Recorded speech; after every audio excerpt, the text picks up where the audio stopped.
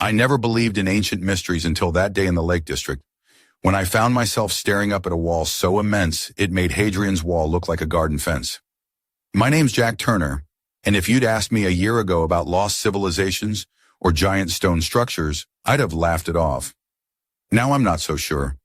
We were hiking through the remote hills near Keswick, a place where the mist clings to the fells like a secret no one wants to share.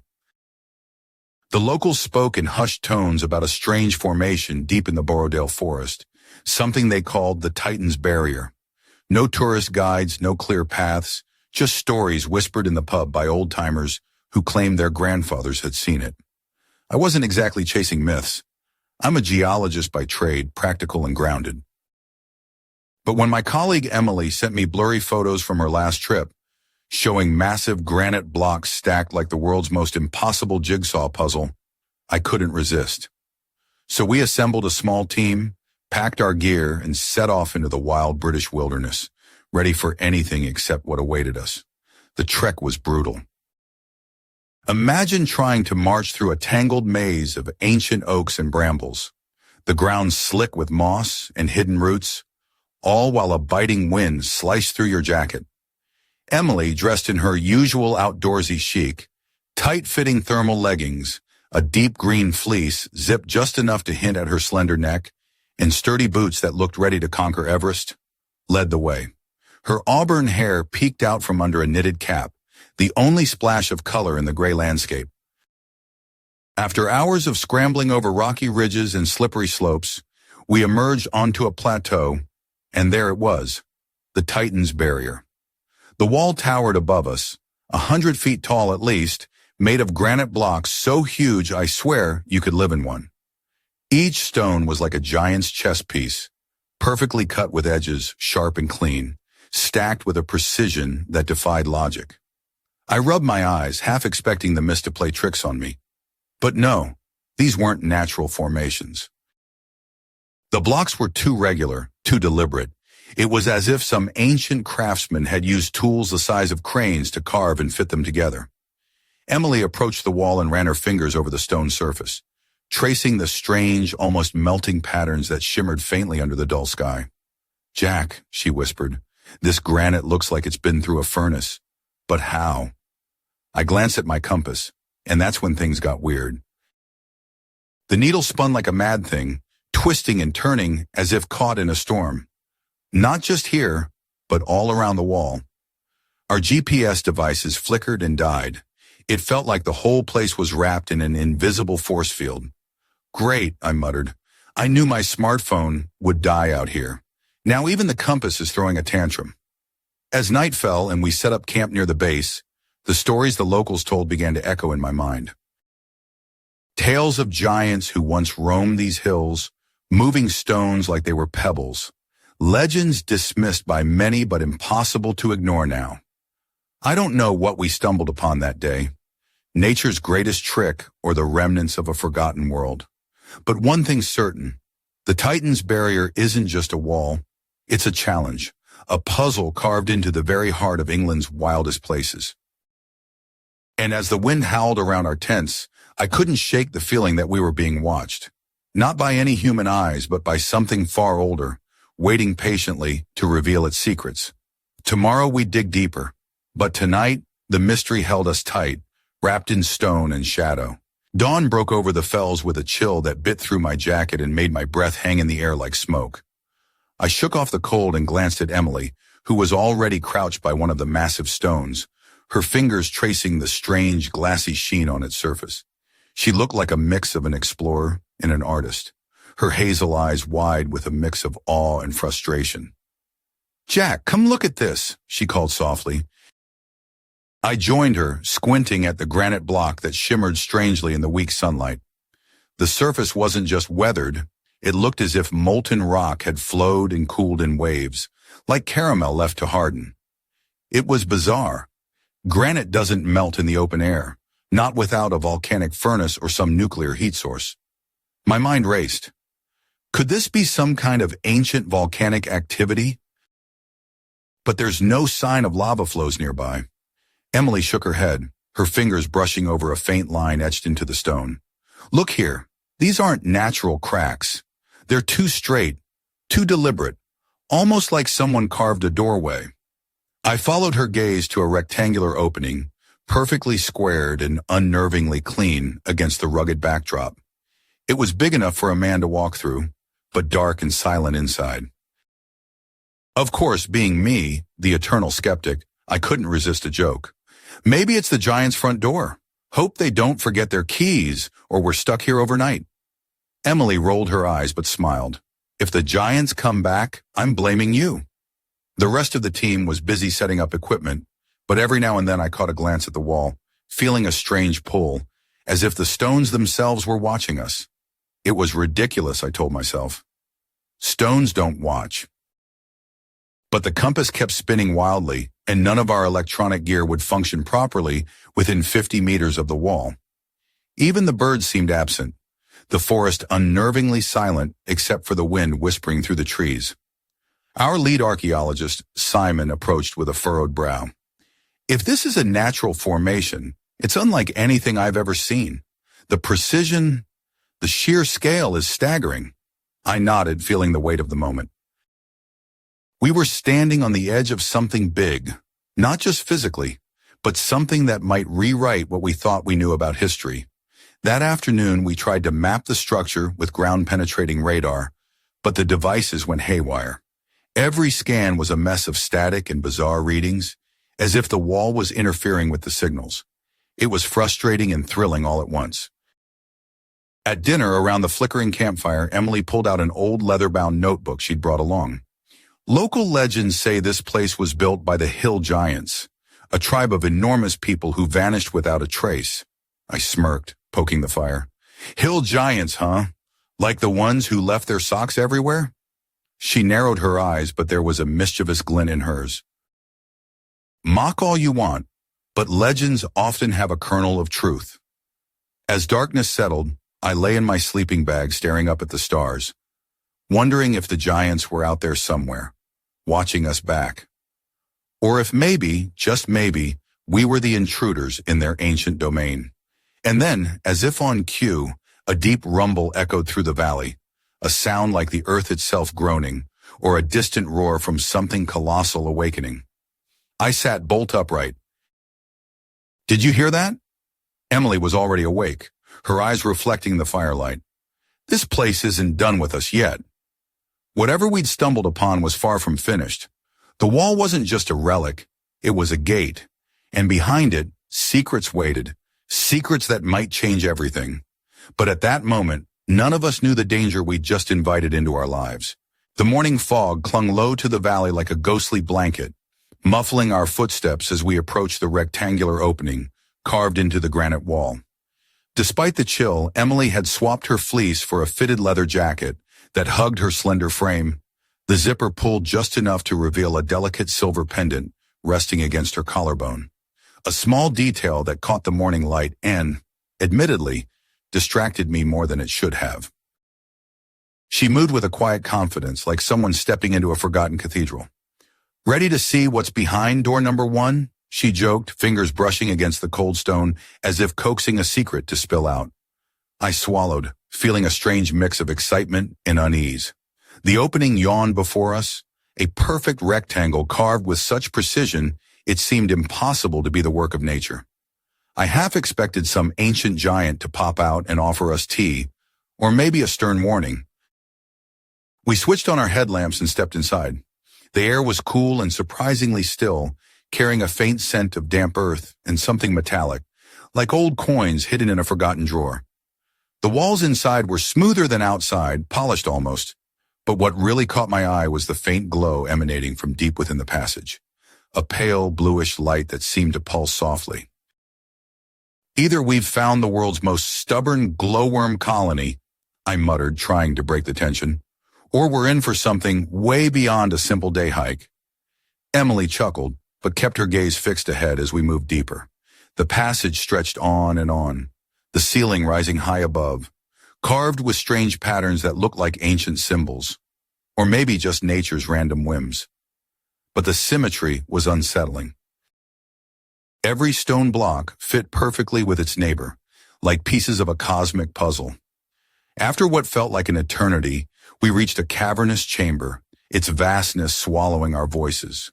The walls shimmered with the same strange molten texture we'd seen outside, but here it was more intense, like the granite itself was alive, breathing beneath our feet.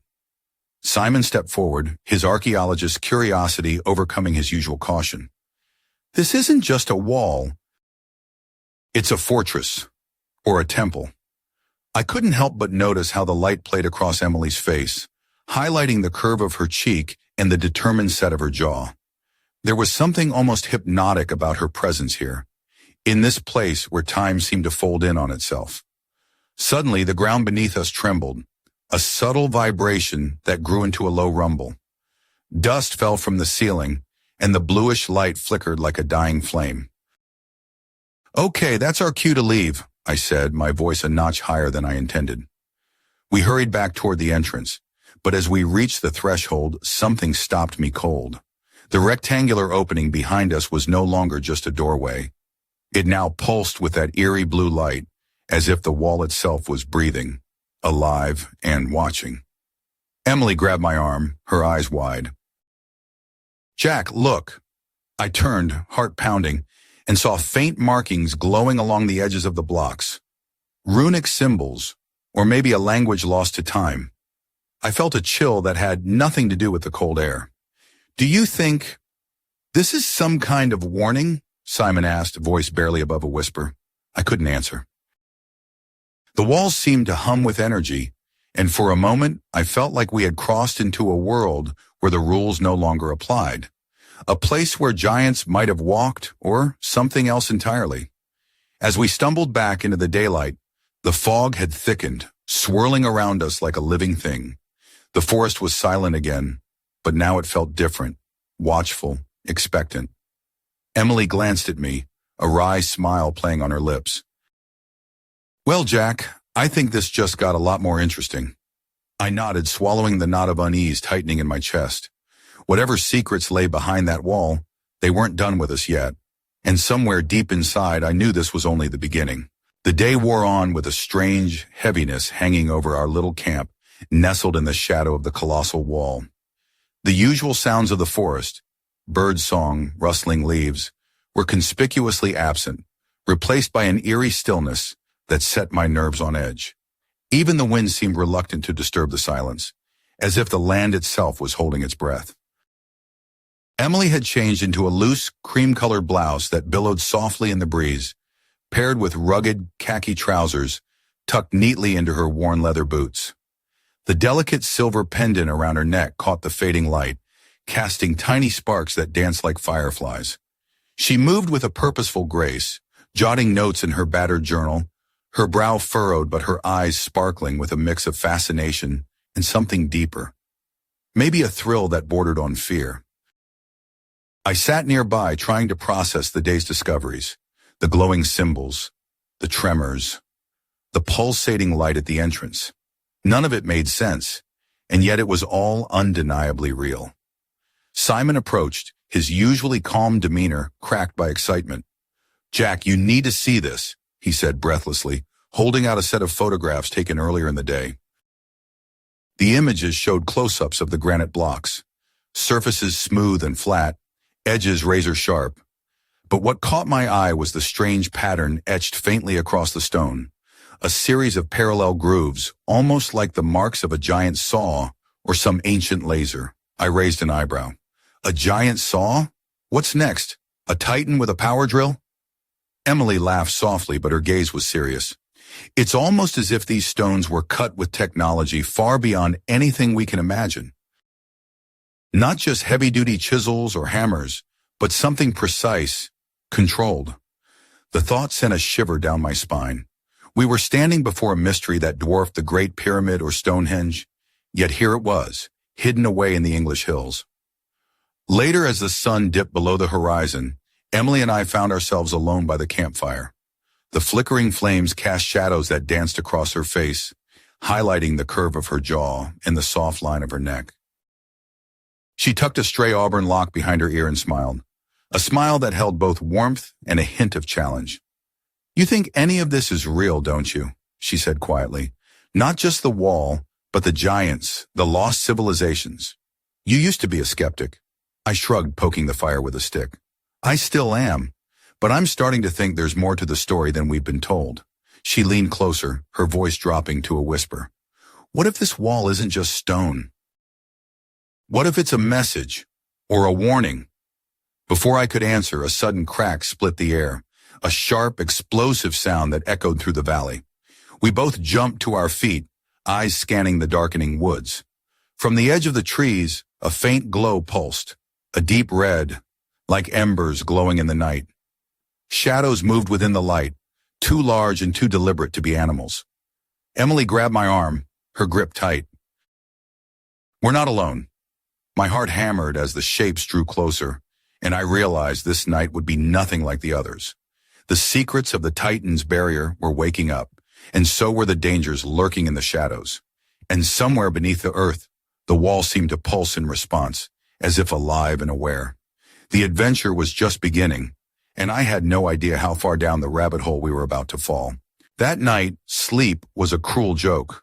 The forest around our camp seemed alive with whispers and distant rustling, as if unseen eyes watched our every move. I lay awake, the chill seeping through my sleeping bag, muscles tense and senses on high alert. Emily, ever the night owl, sat by the dying embers of the fire, her silhouette flickering against the dark trees. She wore a loose, flowing scarf that caught the moonlight just right, hinting at curves beneath her jacket that made my heart skip more than once. But there was no time for distractions, not now. Just as I was about to drift off, a sharp crack shattered the silence. I bolted upright, heart pounding. From the darkness beyond the firelight, shapes moved. Tall, shadowy figures that didn't belong to any animal I knew. They were deliberate, slow, and unsettlingly silent. Get your gear, I whispered urgently to Emily, who was already reaching for her flashlight. Our small team stirred, awakened by the commotion, tension snapping through the camp like electricity.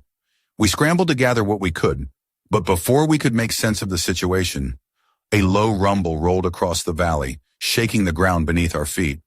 The giant wall loomed behind us, its surface glowing faintly with that eerie blue light, pulsing in rhythm with the tremors. Simon, eyes wide with disbelief, stammered, "It's responding." Responding to what? I demanded, scanning the tree line for movement. Before anyone could answer, a sudden flash lit the night sky. A burst of light so bright it painted the forest in ghostly white. The shadowy figures recoiled, vanishing into the darkness as quickly as they'd appeared. Emily grabbed my arm, breathless. "Did you see that? Some kind of energy weapon?" I shook my head, trying to steady my racing thoughts. I don't know, but whatever it was, it came from the wall.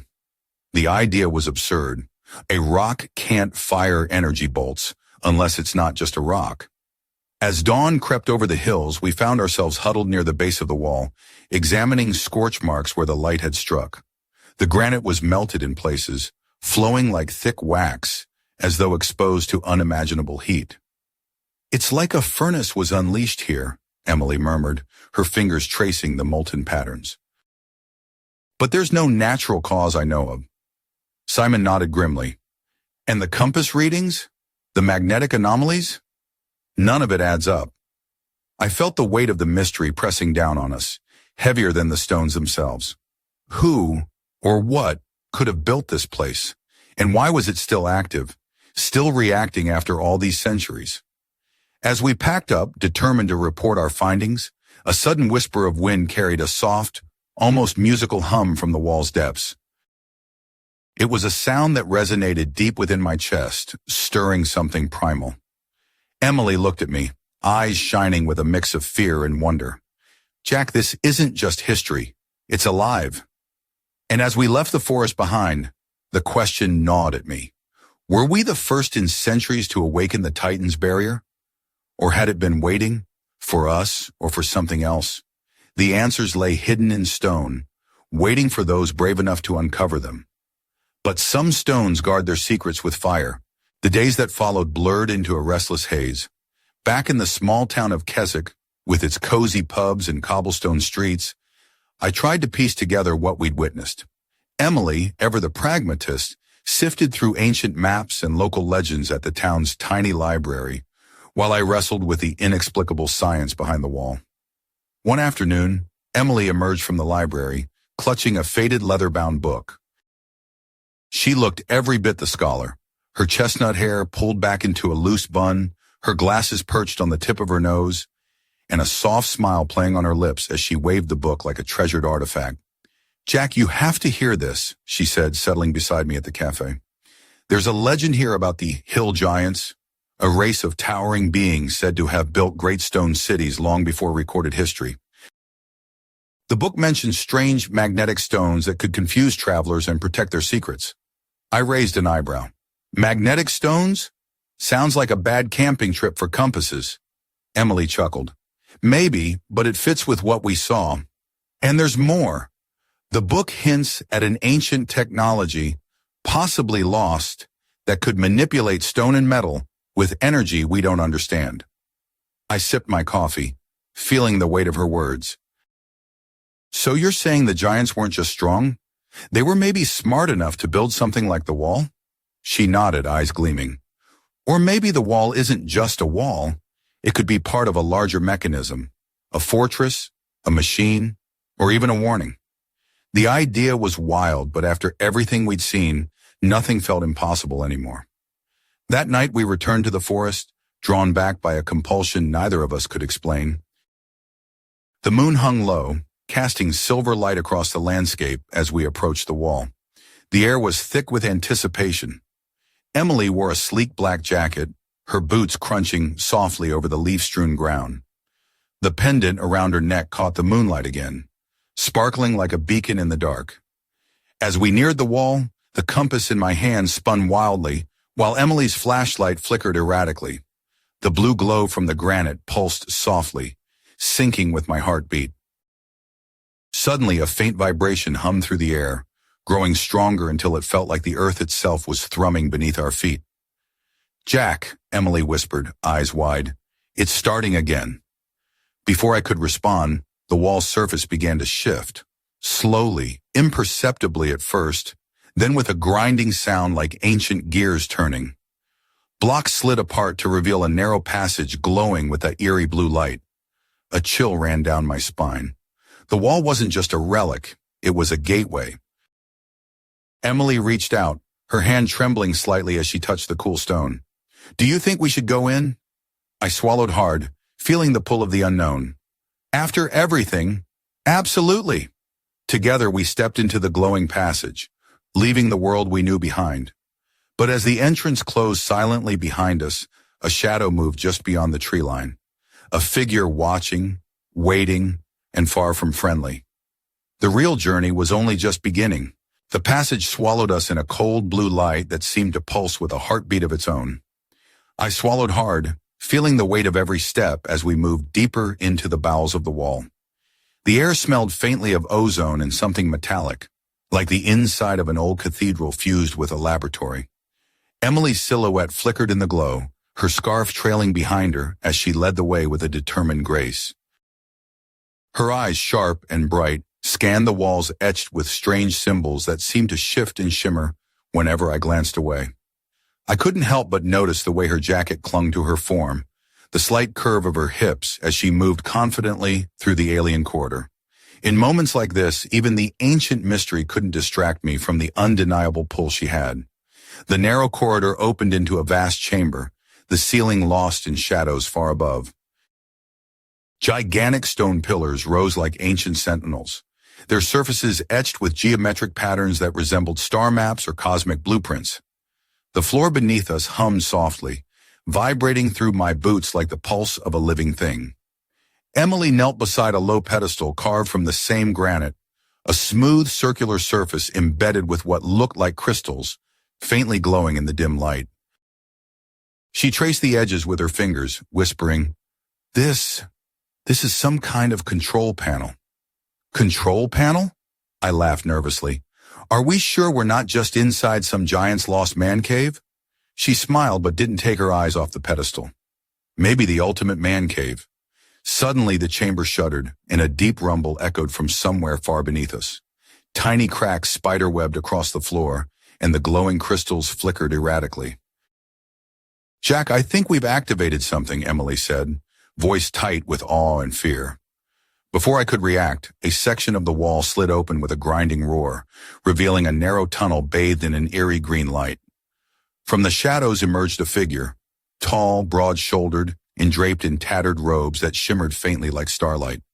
Its face was hidden beneath a hood, but the air around it crackled with an energy that made the hairs on my neck stand on end.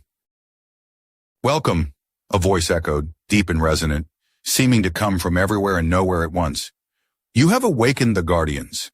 Few have entered this sacred place, and fewer still have left unchanged." Emily stepped forward, eyes blazing. "Who are you? What is this place?" The figure's hood shifted, revealing eyes that gleamed like molten silver. "This is the heart of the Titan's barrier, a nexus of power older than your history or your science. You stand on the threshold of truths that will shake your world." I swallowed hard, suddenly feeling very small beneath the weight of those words. "What truths?" I asked, voice barely steady.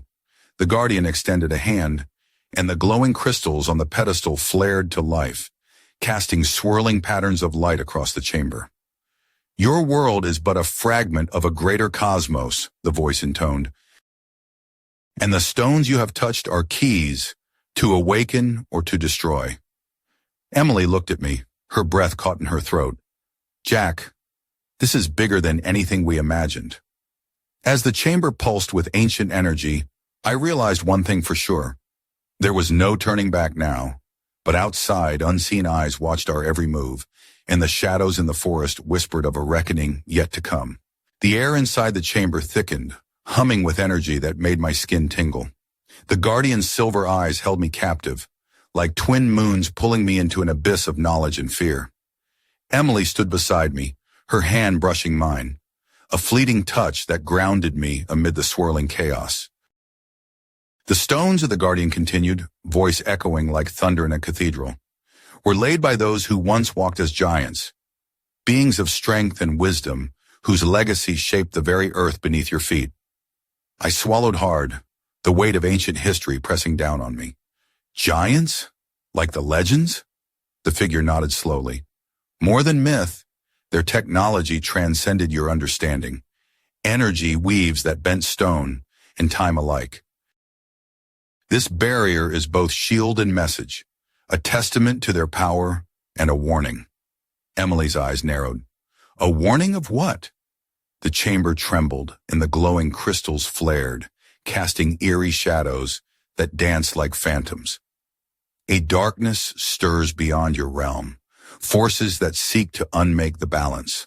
The barrier holds back what should never be freed." I felt a chill that had nothing to do with the cold stone beneath my feet. "And us? Why bring us here?" "Because the old Guardians have faltered," the figure said, voice dropping to a whisper. "You are the new seekers, those chosen to understand and decide." Emily looked at me, her gaze fierce and unyielding. "Chosen? We're not heroes. We're scientists, explorers." "Heroes and explorers," the Guardian replied, "are often one and the same." The chamber's light shifted, and images flickered across the walls. Visions of colossal stone cities, titanic figures moving blocks with ease, skies filled with blazing comets and shadowed by unknown crafts. The past and future intertwined in a tapestry of awe and terror. Suddenly a sharp crack echoed, distant but unmistakable. The ground beneath us vibrated violently. Dust fell from the ceiling, and the wall's glowing patterns pulsed faster, like a heartbeat racing toward a climax. Emily gripped my arm. "Jack, we need to move. Now!" We turned to leave, but the Guardian raised a hand. "Remember this. Knowledge is power, but power demands sacrifice. Your journey has only begun." As we retraced our steps through the shifting corridors, the weight of those words pressed on me. Outside, the forest was stirring, something ancient awakening in response to our intrusion. Back at camp, the first light of dawn broke over the hills, but the sense of peace was shattered. Our compass needles spun wildly, and the wind carried distant roars, too deep for any animal. Emily met my gaze, breathless. What have we unleashed? I had no answer, only the haunting certainty that the barrier's secrets were far from dormant, and that the giant's legacy was about to collide with our world in ways we could never have imagined. The morning sun struggled to pierce the thick mist clinging to the fells as Emily and I packed up our camp in tense silence. The forest around us felt different, charged, restless, as if it had been holding its breath, waiting for something to break free. My compass lay useless beside me, its needle spinning wildly like a dancer with no rhythm. Emily, dressed in a soft gray sweater and sturdy hiking pants, moved with a determined urgency, her auburn hair tied back in a loose braid that swung as she worked. The silver pendant around her neck caught the faint light, glinting like a talisman against the creeping shadows. "We have to get these findings to someone who can help," she said, voice low but firm. "The Guardian's warnings. They're not just stories. Something's coming." I nodded but couldn't shake the gnawing unease settled deep in my gut. But who? And what exactly? Before she could answer, a sudden sharp crack echoed through the valley, a sound like splitting stone. The ground trembled beneath our boots, and the wall behind us pulsed with that eerie blue glow, brighter and more frantic than before. "Jack, look!" Emily pointed to the granite surface where molten patterns writhed like living veins, glowing with an intensity that made the air shimmer. As we watched, a section of the wall shifted, revealing a narrow fissure that stretched deep into darkness. From within, a low resonant hum pulsed, a sound that seemed to sync with my heartbeat, drawing me closer despite every instinct screaming to run. Just then, a figure emerged from the shadows beyond the fissure. A man, tall and lean, with piercing gray eyes that held a strange familiarity. He wore a weathered leather jacket and carried a satchel filled with instruments I couldn't identify. "I'm Thomas," he said, voice calm but urgent. "I've been studying the barrier for years. You've awoken something that's been dormant too long." Emily stepped forward, eyes narrowed. "What do you mean?" "What's coming?" Thomas glanced back into the fissure, then met our gaze. An ancient force sealed away by the giants, something that could unravel everything. The barrier is weakening, and soon it won't hold. My heart pounded. "Can we stop it?" He shook his head slowly. "Not alone. We need to understand the full extent of the barrier's power, its origins and purpose. Only then can we hope to prevent catastrophe." The weight of his words settled over us like a storm cloud. The legends, the strange energies, the giants, they were pieces of a puzzle far bigger than any of us had imagined. Emily looked at me, a fierce resolve burning in her eyes. "We can't turn back now. Whatever's coming, we face it together."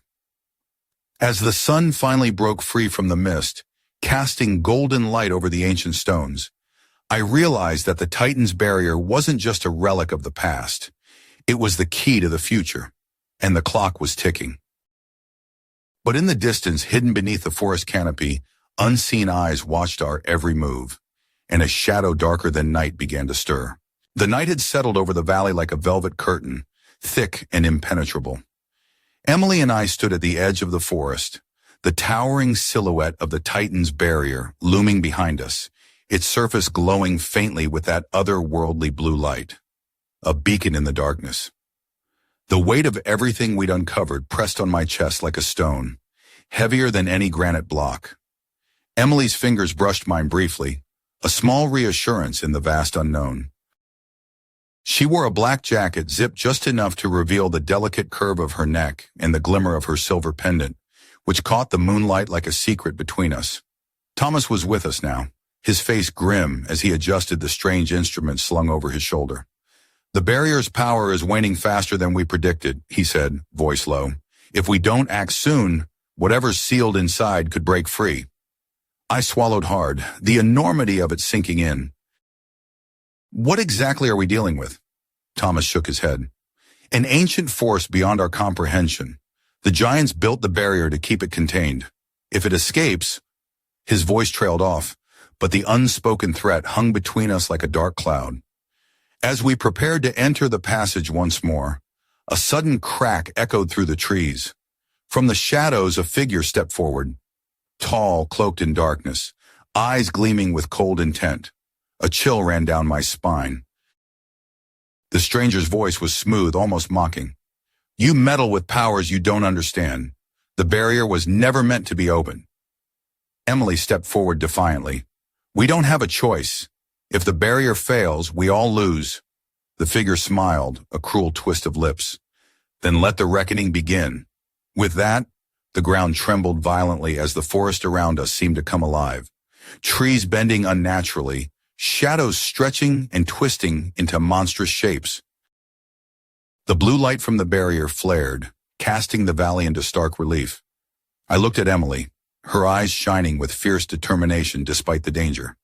Whatever happens, we face it together. She nodded, a spark of hope amid the chaos.